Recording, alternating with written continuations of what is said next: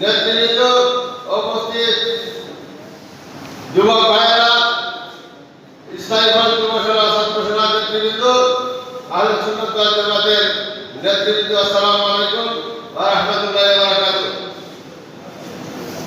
আজকে একদিকে আনন্দের বিষয়, আরেকটি গৌরব এবং আনন্দ আমরা নিয়ে আজকে সংবর্ধনা দিচ্ছি।